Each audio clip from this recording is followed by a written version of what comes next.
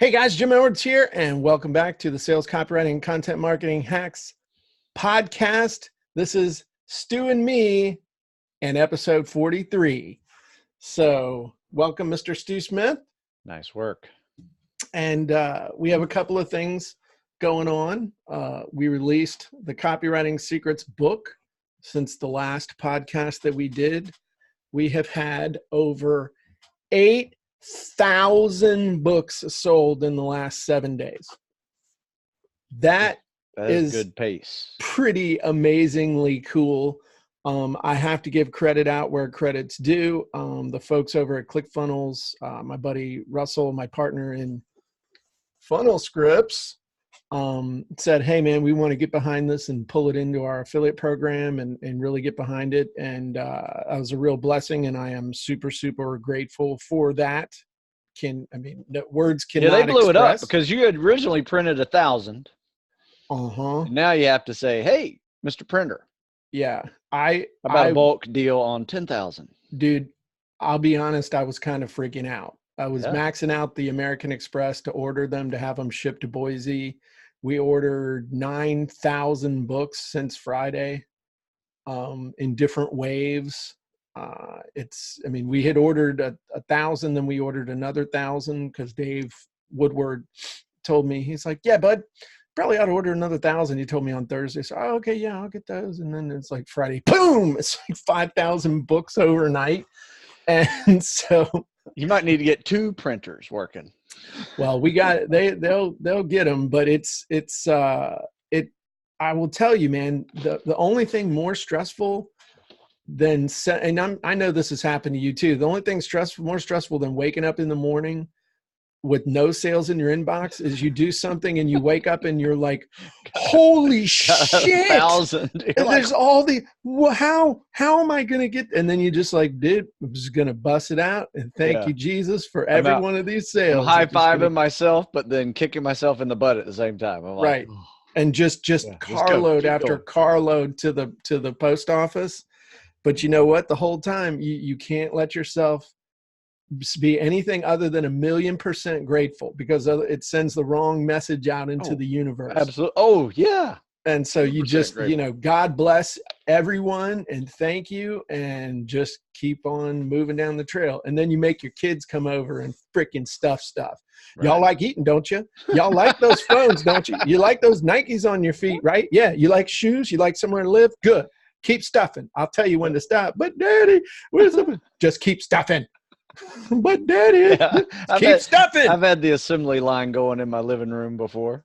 We have too, man. It brings back really good memories too. Cause like, I remember one of the first big products I ever sold, and it was a CD product. And this actually leads into what we're going to talk about, having a posse, you know? Yeah. Oh yeah. I sold a ton of stuff when I was in Australia.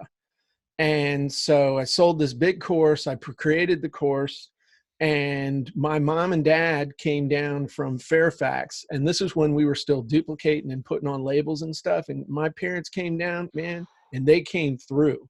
They came down and helped us put together these 100 packs with, like, there were 10 or 20 CDs in each one. I mean, thousands of CDs we were having to duplicate and put labels on. Oof. And put them in the thing and package them up and send them over to Australia. Thank God back then they had that, the post office had that priority international, where you could basically, whatever you could stuff in that envelope, they would send for a flat rate. Now it's a huge pain to send anything international, as you know. So expensive. If you're shipping a book, you're paying more for shipping. Sure. Yeah, it's crazy. And then they get hit with taxes when it gets to their country, especially when Canada, UK, and Australia especially, they'll whack you. But you gotta have a group. You gotta have a support group. And so that kind of leads us to the thing we wanted to talk about today, because you brought up, it's a great topic. The online version of that. Okay. Yeah. So it's a social media group. So whether it's a Facebook group, I don't know what other groups are there. Pinterest groups. That's right. It used to be forums. I guess Instagram's kind of in there, but really it comes down to the Facebook group that, like you have. What was the Right. post that Sarah did that made you think of this topic? Yeah, for the sales copywriting content marketing hacks with Jim Edwards group, which by the way, it's a group and you should all join it because it's on Facebook. It's free. Jim talks about, welcome people to the group, and he's taking out the chickens, right? So we're all watching him take out chickens.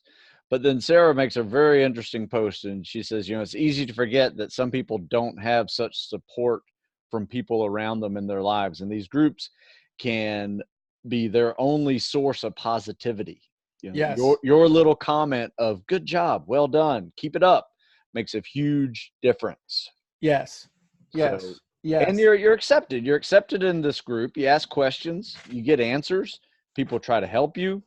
You might get some constructive criticism that may be hard to hear sometimes, but it's someone's opinion that you never know. You try it and see if it works. It may work. So I think it'd be fun to just make a list of, and I got a new lighting system over here on my whiteboard. So I was going to share, look at that, man. Look how bright it is. And it's a mess. Nice. But let's make a list of all the ways that you can be a good member of a Facebook group. Yes. Okay. I think let's do do's and don'ts. Otherwise, okay. Yeah, that's a good idea. We'll do do's and don'ts. Otherwise, I'm going to be not as positive as I might ought to be. How about that? I like it. So we'll take turns. So do participate. And that means by asking questions and answering questions. Yes. Yeah. Don't be a taker all the time, and don't not take. Don't take advantage of it. So that's good. Okay. What would be a don't, Stu? Just said something that's not G-rated. In my head. Yeah. Don't be a pain in the neck. Wow. Don't be a jerk. Don't be a whiny little beep. Yeah. I mean, just don't whine. I mean, constructive criticism is fine, but there's no need to be mean or whiny. Call people names or.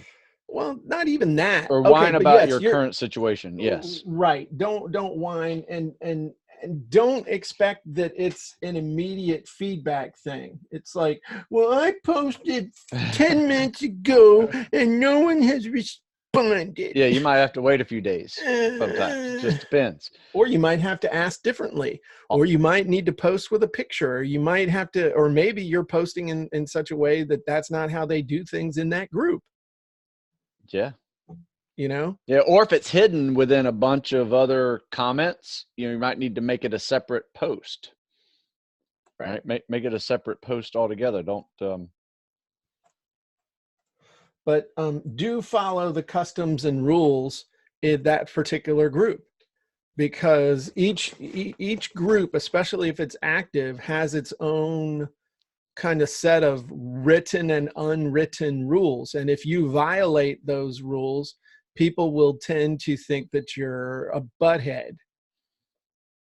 So that would be an important thing. What else? Another one is too much information. Don't give too much information. Oh yeah. Yeah. Especially if you're asking for feedback. It's one thing, like in the sales copywriting content marketing hacks group, we've started doing this thing called Feedback Monday. And it's pretty cool because I can give feedback, real quick feedback on a bunch of stuff. But if you want, it's one thing to say, hey, can I get feedback on the title of my thing? Or can I get feedback on the headline? Or can I get feedback on how this graphic looks? It's another thing to say, hey, I just finished my sales letter. Can you all give me feedback on it? No. I mean, that's asking too much, unless you're in a group where people say, okay, we will give feedback on an entire sales letter, or we'll watch your entire webinar.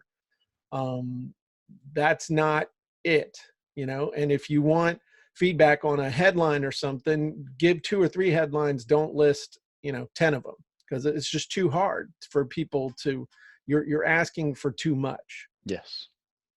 Okay, what else? I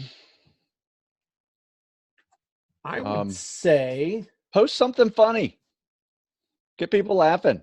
Yeah, show people that you have a sense of humor, and something fun, like unicorns. But on topic. Yeah, like unicorns. Yeah, exactly. Exactly like unicorns. Now, a good don't for that one is don't discuss politics and religion. Oh, yeah. Because you're going to split the group in half. And unfortunately, Stu has to keep learning this. Oh, I do it just for fun.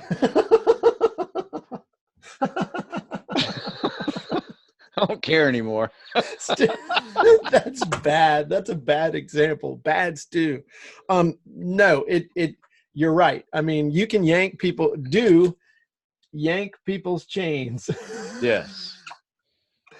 I can tell when you're doing it too, because it's like, oh snap! Well, Stu's trying remember to that set time them loose. when we were working with DIY media marketing? One of our articles we wrote was on don't post about religion and or politics. So Right. I did that, and I said, here's what we're talking about in DIY media marketing. It's kind of like half advertisement, half something. Right. Said, so here's my my next post, or the post prior to that was about politics, and it just blew up. I mean, you get so many comments on that one, right? So you can get a lot of eyeballs when you post something on politics. It inflames people sometimes. Yeah. At least half the group.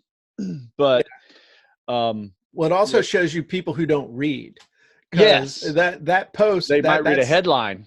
Yeah. They started wigging out over something that had nothing to do with what was going on. Right. So do read fully before responding. Yes, that's very important, especially if someone links an article in there that they're talking about, because sometimes the titles are nothing but clickbait. Yeah. And avoid knee-jerk reactions. Yeah, or assume. And that's one thing, some people don't explain stuff really, really well. And so you jump to a conclusion that they didn't mean. And so check yourself before you try and check somebody else. Because I had somebody get all nasty with me the other day and was like, well, that's a snarky comment. I'm like, no, it's not. You're taking it that way, but it was not my intention. You asked a question, I gave you a direct answer. And if you're going to get butthurt, you're probably in the wrong place. Yeah, you know what? Here's the problem with reading text or posts is you can't tell someone's emotion right when they're writing it or when you're reading it. So it could be a sarcastic post. It could just be something funny that you're just not seeing the humor. Right. Because you're a weenie. But because it's written. You don't see the voice inflections and the facial smile while you're talking. Right. You're reading it in the crappy, mean voice inside your head, and your mood could be what's influencing what you think. In other words, the tone that you're hearing is actually the tone in your own head. Yeah. Which is interesting. Yeah. So like I said, it goes back to the knee-jerk reactions. Sometimes it's best when you have that knee-jerk reaction is to don't even send anything. Yes. Just stay away. One thing I've started doing is I'm still friends with people. I just don't follow them anymore. So I don't see the things that they post. So I'll look at people's, page, and if 9 out of 10 of their posts are political, beating up on the other side, I'm just like, unfollow. I don't need to see it. So that's why you don't comment on my stuff anymore? I don't see your stuff. Cool. No, I still That's probably follow best. you. You don't do that anymore. I don't either. That's because I text it to you. Yeah. Cool. Well, what else? Can you think of anything else? I mean, it's a pretty good But, list. yeah, here's something that I noticed the other day when I was posting on my tactical fitness group, Tactical Fitness with Stu Smith closed group, is I just wrote an article for military.com. They hadn't posted it yet, so I just did a cut and paste of my Word document and plugged it right into the group page. Which what it does, it also allows all the embedded links. Some reason in a group, you can embed the links in from your document right into it. So I had multiple references that were other websites, my websites that, my store, other articles, reference material that were all embedded into this document as if it was an HTML file on a web page. Well, that's cool. But here's something different. I went to my business page, Stu Smith Fitness, and I went to my home page, and it did not allow the embedded links to go in. So if you want to have some embedded links in your text of your post, you have to have a group, evidently. Try it. See if it works. All right. Cool. I would say the last thing I would tell you is just share cool stuff and like stuff. Yeah. And you gotta like stuff. Like people's stuff. And just make little comments like, great one. Love this one. Yeah. So true. And comment. Yes. Cause those little, that says comment, by the way. But those little things can make a big difference. They can make a big difference in people's message getting shared and also people then returning the favor with you. And so, pay it forward. Don't expect to get without giving. Don't expect to get value without giving value. Don't expect to get social media juice without giving social media juice. So. Yeah. Besides, you should be posting anyway. Exactly. Cool.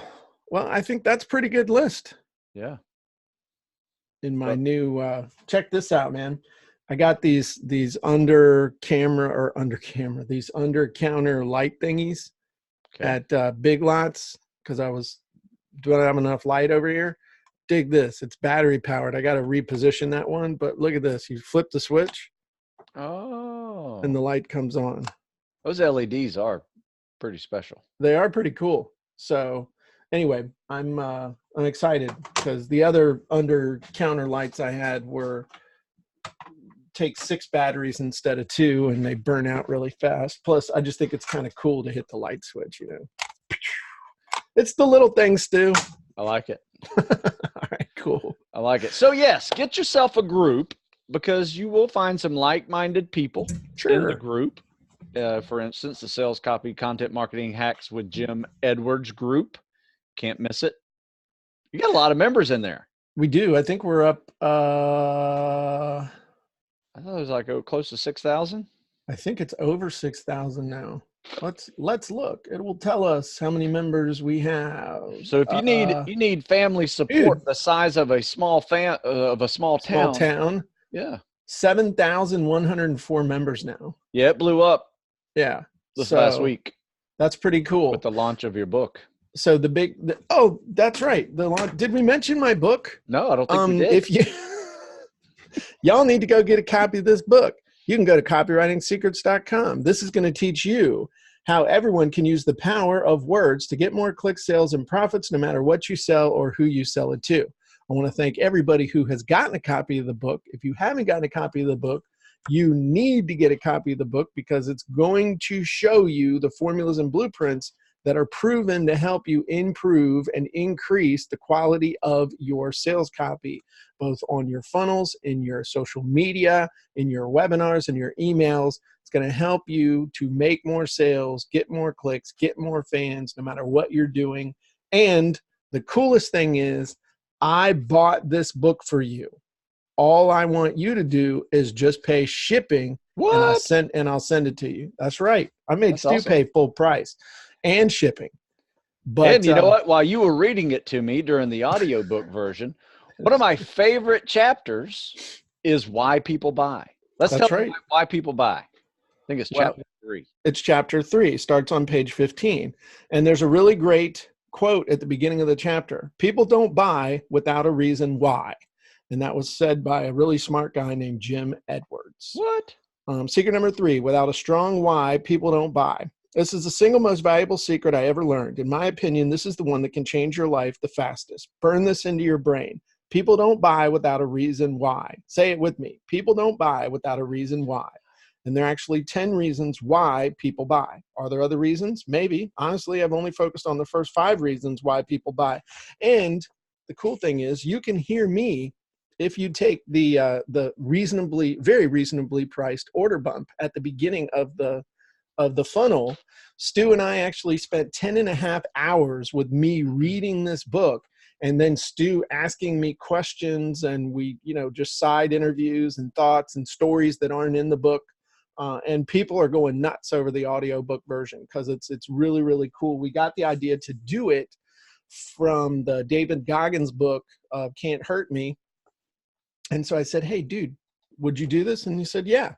So it was a lot of fun. And the people, I was a little nervous about it, but the vast, if I haven't had anybody say that it sucked, but the vast majority of people who are saying something are saying, man, I'm really loving the audiobook version of the book.